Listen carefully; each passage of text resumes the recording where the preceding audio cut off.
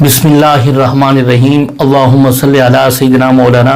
محمد وعلی آلہ وصحبہ وبارک وسلم۔ محترم سامعین و ناظرین، السلام علیکم ورحمۃ اللہ وبرکاتہ۔ الحمدللہ آج ہم حضور سیدی شیخ الاسلام ڈاکٹر محمد طاہر القادری مدثر اللہ علیہ کی تجدیدی خدمات، دیگر مجددین کی تجدیدی خدمات کے تناظر میں ہم آپ کے سامنے کچھ پہلو جو ہے وہ گوش گزار کریں گے۔ اللہ رب العزت نے انسانیت کی ہدایت کے لیے سلسلہ نبوت کا آغاز فرمایا اور ہدایت کے عمل کو یقینی بنانے کے لیے ضروری انبیاء علیہ السلام کو زمانوں کے تقاضوں اور کے احوال کے مطابق تمام علوم و فنون اور صلاحیتیں عطا کی جائیں۔ تو حضرین محترم، اسی اصول کے تحت اللہ رب العزت نے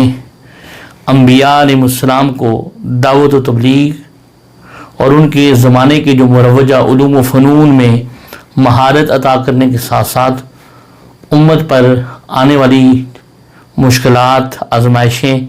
اور چیلنجز کا مقابلہ کرنے کی مکمل صلاحیت بھی عطا فرمائی۔ ہم اس سلسلے میں چند انبیاء علیہ السلام کا ذکر آپ کے سامنے کریں گے کہ جن ہستیوں کو اللہ رب العزت نے وہ علوم اور وہ مہارتیں عطا کیں جو ان کے زمانے کے تقاضے کے مطابق تھی۔ سیدنا نوح علیہ السلام کا ذکر پاک کریں گے۔ سیدنا نوح علیہ السلام کو آدم ثانی بھی کہا جاتا ہے۔ آپ سلام اللہ علیہ نے 900 سال تک دعوت و تبلیغ کا فریضہ سر انجام دیا اور اللہ رب العزت نے آپ کو کمیونیکیشن سکلز عطا کی۔ جب کفار نے آپ علیہ السلام کی دعوت میں رکاوٹیں ڈالی تو آپ نے اپنی دعوت و تبلیغ کو مؤثر بنانے کے لیے کمیونیکیشن کے تمام ذرائع کو استعمال کیا، جس کا ذکر قرآن مجید میں ہے۔ اللہ رب العزت نے ارشاد فرمایا، اعوذ باللہ من الشیطان الرجیم، ثم انی دعوتہم جہارا ثم انی اعلنت لہم واسررت لہم اسرارا۔ سورہ نوح کے اندر اللہ رب العزت فرماتا ہے کہ نوح علیہ السلام کے بارے میں کہ آپ عرض کرتے کہ میں نے انہیں بلند آواز سے دعوت دی اور پھر میں نے انہیں اعلانیہ بھی سمجھایا اور انہیں پوشیدہ رازدارانہ طور پر بھی سمجھایا۔ تو طویل عرصہ دعوت و تبلیغ کے بعد جب کفار مشرکین کی ہٹ درمی کے باوجود اور کفر پر اصرار کر رہے تھے تو حضرت نوح علیہ السلام نے اللہ تعالیٰ کی بارگاہ میں ان کے لیے بد دعا کی تو اللہ تعالیٰ نے آپ کو ایک بڑی کشتی، بحری جہاز بنانے کے لیے حکم دیا اور اس کشتی میں موجود جو اس ایریا کے، اس خطے میں موجود تمام جانداروں کے ایک ایک جوڑے اور تمام مسلمانوں کو سوار کرنے کا ایک طویل عرصہ زندہ رہنے کے لیے ہر جاندار کے لیے خوراک کا ذخیرہ اور ان کی زندگی کی ضروریات کو جمع کرنے کا حکم الہی ہوا۔ تو حضرت نوح علیہ السلام نے کشتی نہیں بنائی صرف، بلکہ ایک بڑا جہاز بنایا۔ آپ علیہ السلام کے دور میں کوئی شپ میکنگ انڈسٹری نہیں تھی جن سے آپ رہنمائی لیتے،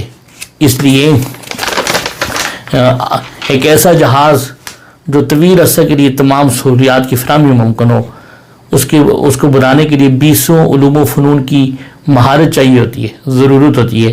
اللہ رب العزت نے یہ سب فہم حضرت نوح علیہ السلام کو عطا کیا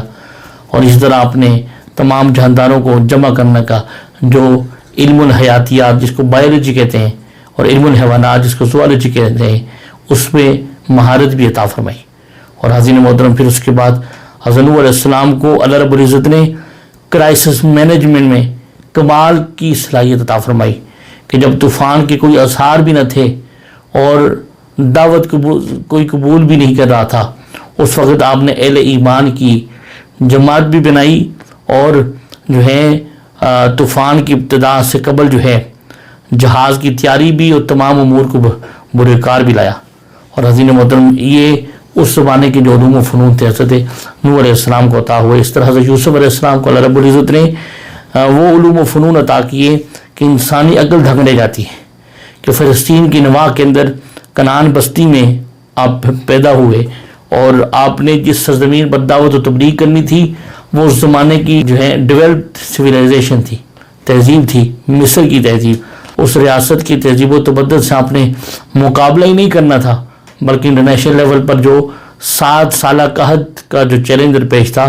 جو ہے اس سے بھی آپ نے نمٹنا تھا۔ اللہ رب العزت نے آپ کو سیدنا یوسف علیہ السلام کو جو علوم عطا کیے ان میں ذاتی دفاع کا علم تھا، سیلف ڈیفینس کا، گھوڑ سواری کا، فنون حرب کے اور ہیومن ریسورس مینجمنٹ کا علم تھا۔ 20 علوم میں تجربہ حاصل کرنے کے بعد آپ عزیز مصر کے محل میں میسر آئے تھے۔ اور عزیز محترم پھر آپ نے، کیونکہ آپ کو بھی بڑی چیلنجز درپیش تھے، اس میں آپ نے جو 7 سالہ مسلسل پوری قوم سے گندم کی خریداری کے لیے کثیر سرمایہ آپ کو چاہیے تھا، خوشحالی کے سالوں میں حضرات کو بڑھانے کے لیے زرعی اصطلاحات لینڈ انفارم کا نفاذ تھا،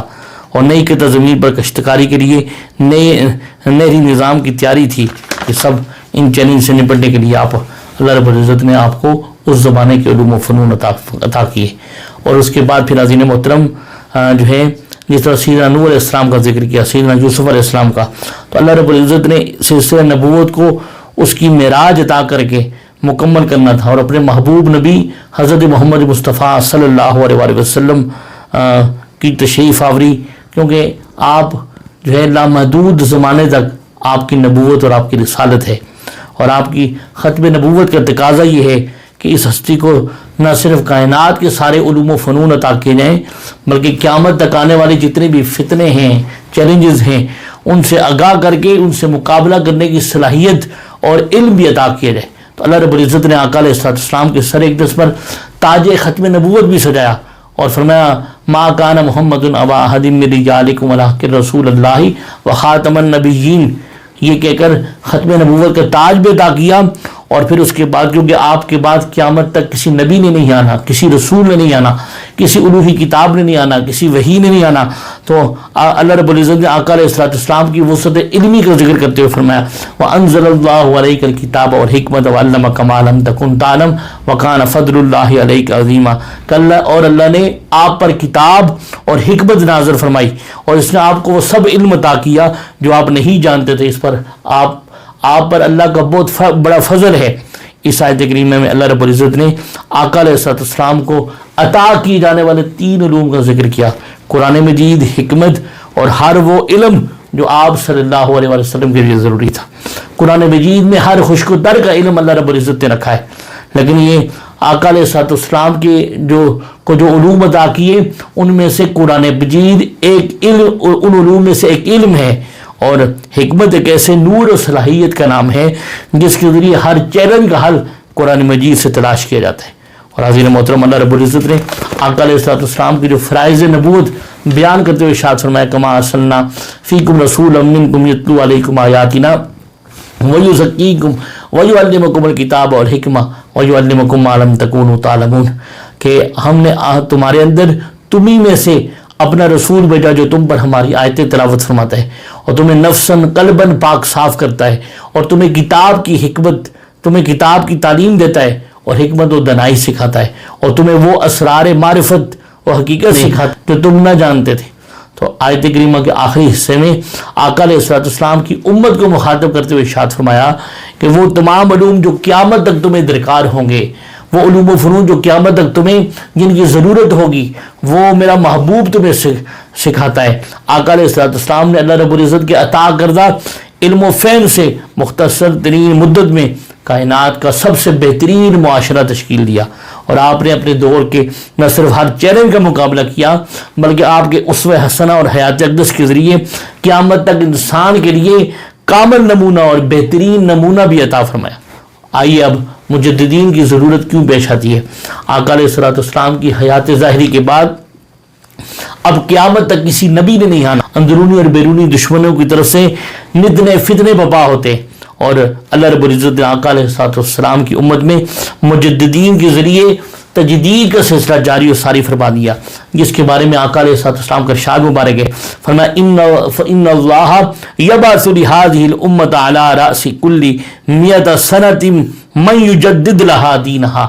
کہ بے شک اللہ رب العزت میری امت میں ہر صدی کے آغاز میں ایک شخص یا اشخاص مبعوث فرماتا ہے جو ان کے لیے دین کی تجدید کرتا ہے۔ یوں مجددین کو اللہ رب العزت نے قیامت تک دین اسلام کو ہر فتنے سے بچانے اور ہر چیلنج کا مقابلہ کرنے کی صلاحیت عطا کی، اور ہر صدی کا مجدد آقا علیہ السلام کی بارگاہ اقدس سے خیرات لیتا ہے،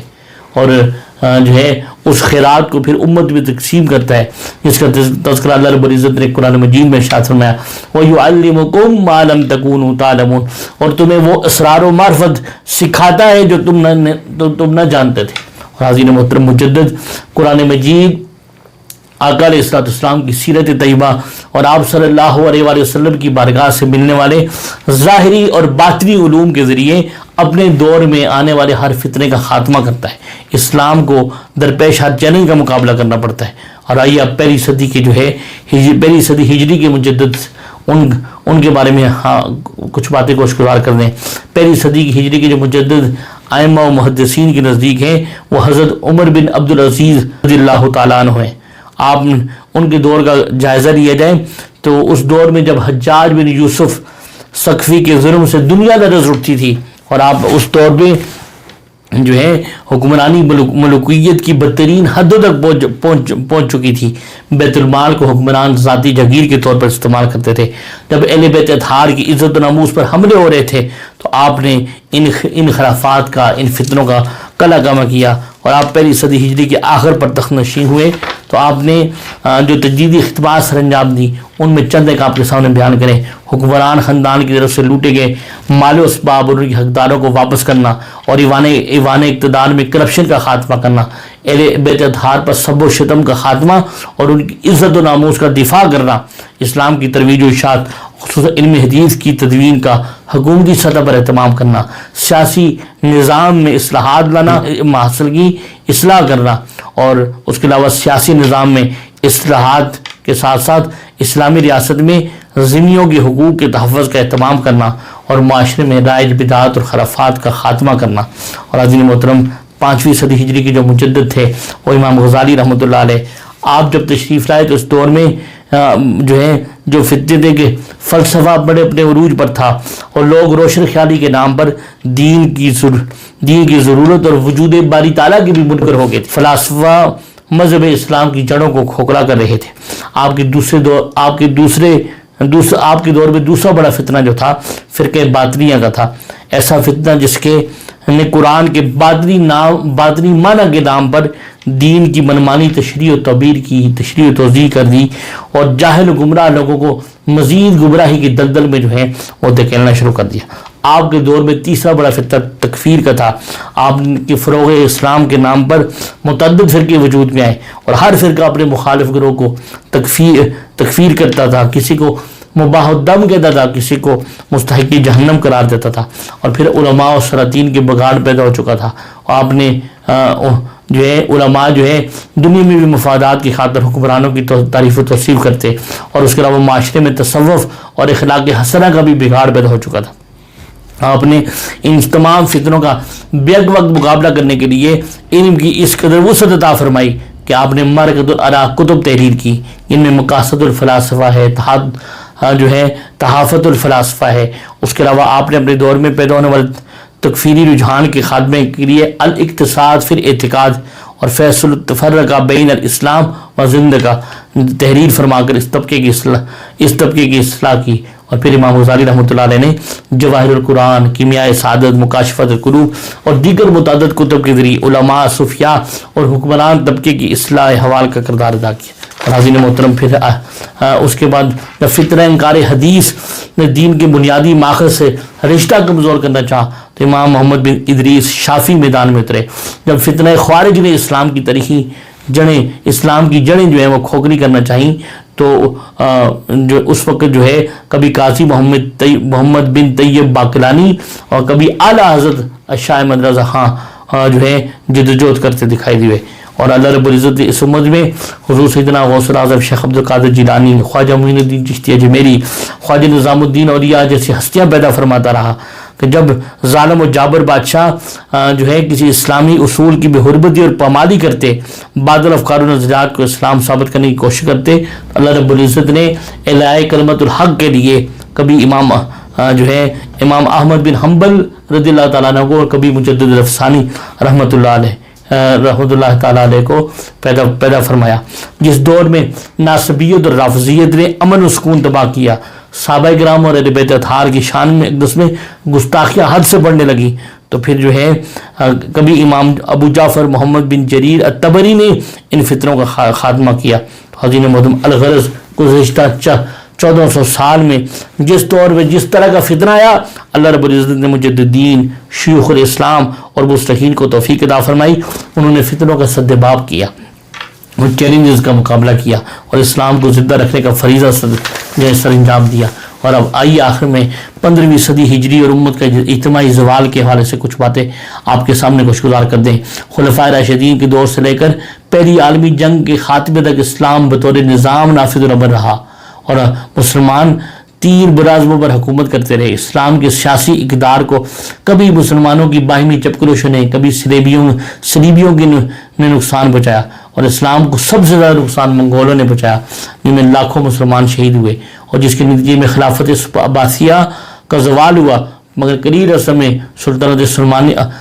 عثمانیہ کی شکل میں سیاسی اقتدار پھر بحال ہو گیا. اور حاضرین محترم پھر اس کے بعد دوسری طرف پہلی عالمی جنگ کے بعد سلطنت عثمانیہ کے ٹکڑے جب ہو گئے تو یہ امت کی سیاسی وحدت جو ہے اور اقتدار کا خاتمہ ہو گیا. اور اس صدی میں پیدا ہونے والے چند فتنے آپ کے سامنے پیش کر دیں کہ سرزمین عرب سے فتنہ خوارج پیدا ہوا. اس فتنے نے کئی فتنوں کو جنم دیا. اس فتنے نے تنگ نظری، انتہا پسندی اور بالآخر دہشت گردی کو جنم دیا. اس فتنے نے دنیا اسلام کو فرقہ پرستی کی دلدل میں دھکیل دیا. القاعدہ، داعش اور کئی چھوٹی بڑی تحریکیں اس فتنے کا نتیجہ اور ثمر ہیں. اس طرح امت مسلمہ میں دوسرا فتنہ قادیانیت کے نام سے ہوا اور یہ فتنہ برصغیر میں جو ہے برطانیہ کے دور میں تیار کیا اور تاحال اسلام دشمن طاقتوں کی سرپرستی میں دنیا بھر میں اسے فروغ دیا جا رہا ہے. اور ایسے ہی کئی دشمنوں کی سازشوں، کہیں اپنوں کی نادانیوں نے فتنہ رافضیت اور فتنہ ناصبیت کو فروغ دیا. کبھی حدیث کی حجیت سے انکار کیا، کبھی فتنہ انکار تصوف نے لوگوں کی روحانیت پر ڈاکہ ڈالا اور ایک طبقے نے اپنی من گلت فکر سے متضاد اور صحیح اسلامی فکر کو واضح کرنے والے حدیث کو کتب سے خارج کر کے کتب کے نئے ایڈیشن شائع کر دی. اور اس دور میں گستاخی رسالت، بین المذاہب نفرتوں کے فروغ اور اہانت قرآن جیسے فتنے یورپ میں تیزی سے فروغ پا رہے تھے. الغرض یہ سارے فتنے بین المسالک امانگی میں، بین المذاہب رواداری میں، دور حاضر کے جدید سائنسی بنیادوں پر اسلام کی تبدیل و تشریح اور فقہی اور علمی جمود کا خاتمہ، ملکی اور بین الاقوامی سطح پر سیاسی، معاشی، معاشرتی سطح پر ابھرنے والے چیلنجز میں دور حاضر مجدد کے تجدیدی دائرہ کار میں وسعت مانگ رہے تھے. تو اللہ رب العزت نے حضور شیخ الاسلام کی ہستی کو پیدا کیا جن کے اندر جو ہے ہمجیتی اور صاف اور خسائل تھے کہ جن کے اندر جو ہے ہمجیتی تجدیدی خدمات کرنے کے تاکہ ان فطروں کا خاتمہ کیا جائے. آئیے شیخ الاسلام کی تجدیدی دائرہ کار کی وسعت آپ کے سامنے پیش کریں کہ آپ نے دور حاضر کے کن اہم فطروں کا سد باب حضور سیدی شیخ الاسلام نے کیا. اور سب سے پہلے آپ نے تکفیر رویے کا خاتمہ کیا، دوسرے کو کافر و مشرک قرار دینا. فتنہ انکار تصوف کا خاتمہ کیا کہ تصوف کو متبادل دین سمجھنے کا فتنہ اٹھا تھا. جھوٹے مدیان نبوت کا فتنہ یعنی فتنہ قادیانیت کے رد کے لیے آپ نے بڑی کتب تحریر کی، قانونی طور پر جو ہے اسٹرگل اور ایفرٹ کی. اہل بیت اطہار کی شان میں گستاخی کا فتنہ، خلفائے راشدین کا اور صحابہ کرام کی گستاخی کا فتنہ، تنگ نظری اور انتہا پسندی کا فتنہ، فتنہ خوارج، دہشت گردی کا فتنہ اور گستاخی رسالت کا فتنہ. یہ حضور سیدی شیخ الاسلام ڈاکٹر محمد طاہر القادری مدثر اللہ علیہ کے دور کے اندر ان فتنوں کا سدباب آپ نے کیا. اور حضرت محترم ڈاکٹر محمد طاہر القادری کو جو چیلنجز تھے اس میں بین المسالک امانگی یعنی اتحاد امت کا چیلنج تھا، بین المذاہب رواداری کے فروغ کا چیلنج تھا، فقہ حنفی کے دفاع کا چیلنج تھا، دہشت گردی کے اسباب کے خاتمے کے لیے متبادل بیانیے کی فراہمی کا چیلنج تھا، ملکی سیاسی مسائل کے حل کا چیلنج تھا اور یورپی مسلمانوں کے معاشی اور سیاسی استحکام کا چیلنج تھا، دنیا کو تہذیبی تصادم سے بچانے کا چیلنج تھا، امت مسلمہ کے حیاء کے لیے فکری عملی جدوجہد کا چیلنج تھا اور ملک میں ظلم کے خاتمے اور باطل نظام کی تبدیلی کا چیلنج تھا، دنیا بھر میں امت پر لگنے والے الزامات کے دفاع کا چیلنج تھا اور اصلاح احوال امت کا چیلنج تھا. آپ نے ان چیلنجز کا کیسے سامنا کیا اور آپ نے حضور صلی اللہ علیہ وسلم نے ان دنیا بھر میں عقائد اسلامی کی دفاع کے لیے، اسلامی تعلیمات کی فروغ و اشاعت کے لیے، دعوت و تبلیغ و تحقیق و اشاعت کے لیے جو لازوال تجدیدی خدمات سر انجام دی، ان میں 600 سے زائد آپ کی تصانیفیں جو پبلش ہو چکی ہیں، اور ان میں چند ایک آپ کے سامنے پیش کرنے کی قرآن مجید کا سائنسی ترجمہ، قرآن مجید کا جدید سائنسی ترجمہ عرفان القرآن آپ نے کیا، 15 جلدوں پر مشتمل قرآن مجید کی تفسیر زیر طبع 8 جلدوں پر مشتمل قرآن انسائکلوپیڈیا امت کو عطا کیا، 40 جلدوں پر مشتمل حدیث کا انسائکلوپیڈیا زیر طبع، 50 سے زائد کتب پر مشتمل انسداد دہشت گردی اور فروغ امن کا نصاب، اس کے اوپر آپ نے جو ہے قوم کو دیا، 15 جلدوں پر محیط مرویات سیدنا مولا علی شیر خدا رضی اللہ تعالیٰ عنہ زیر طبع ہے، اور 12 جلدوں پر مشتمل سیرت رسول صلی اللہ علیہ وسلم ہے، اور آپ نے دعوت و تبلیغی خدمات آپ نے جو اس قوم کے لیے دی 1980 تاحال 40 سالہ دور میں زندگی کے ہر موضوع پر آپ نے ہزارہ خطبات فرمائے۔ آپ نے چند ایک اہم موضوعات آپ کے سامنے پیش کر رہے ہیں، حجیت حدیث اور مقام رسالت پر 100 سے زائد خطبات کیے، تصوف اور تعلیمات پر آپ نے 56 خطبات کیے، مجالس العلم یعنی علم کا ارتقاء اور وجود باری تعالیٰ کے مختلف موضوعات پر آپ نے 60 لیکچر دیے، دفاع شان شیخین یعنی سیدنا صدیق اکبر اور سیدنا عمر فاروق رضی اللہ تعالیٰ عنہ کے شان کی دفاع میں آپ نے 48 خطبات کیے، فقہ اجتہاد اور تقلید کے موضوع پر لیکچر سیریز آپ نے ریکارڈ کروائی، صحیح بخاری شریف پر حلقات تربیہ کے عنوان سے 40 نشستیں جو ہیں وہ ریکارڈ کروائی، دروس الشفاء آپ نے 13 لیکچر دیے، عقائد اسلامیہ امت میں تفرقہ و انتشار کے اسباب 17 نشستیں آپ نے کی، صحیح بخاری اور صحیح مسلم کی دروس پر مشتمل 20 لیکچر ہیں، اور کرونا وائرس سے متعلق امت اور انسانیت کی رہنمائی کے لیے 25 لیکچر جو ہیں، مثنوی شریف اور غنیت الطالبین اور طبقات الصوفیاء پر سلسلوات دروس کے علاوہ سیرت النبی صلی اللہ علیہ وسلم کے ہر پہلو پر سینکڑوں خطبات شامل ہیں۔ حضرت محترم، اس طرح سیاسی، معاشی، معاشرتی، اخلاقی اور روحانی چیلنج اور خصوصاً امت کو ہمگیر زوال سے نکالنے کا چیلنج امت کو پہلی مرتبہ درپیش ہوا۔ سابقہ مجددین کی خدمات کا دائرہ کار اس دور کی ضرورت اور کے مطابق اکثر علاقائی تھے۔ آج کی گلوبل ویلیج، کیونکہ آج دنیا گلوبل ویلیج بن چکی ہے، اس دور میں ہر فتنہ اور چیلنج عالمی حیثیت رکھتا ہے۔ دور حاضر میں جب ہم UN، OIC اور WEF کے پلیٹ فارم پر بھی شیخ الاسلام کی تجدیدی خدمات کو دیکھتے ہیں تو واضح ہوتا ہے کہ اس مجدد کو اللہ رب العزت نے اس دور کے تقاضوں کے مطابق تجدید اسلام کی ہمگیر اور عالمگیر ذمہ داری تفویض فرمائی ہے۔ اللہ رب العزت کی بارگاہ میں دعا کو ہیں اللہ پاک آقا علیہ السلام کے نالین پاک کے تفیض حضور صلی اللہ علیہ وسلم کو صحت کاملہ کے ساتھ عمر دراز عطا فرمائے، عمر نور، عمر خضر عطا فرمائے، وما علینا الا البلاغ المبین۔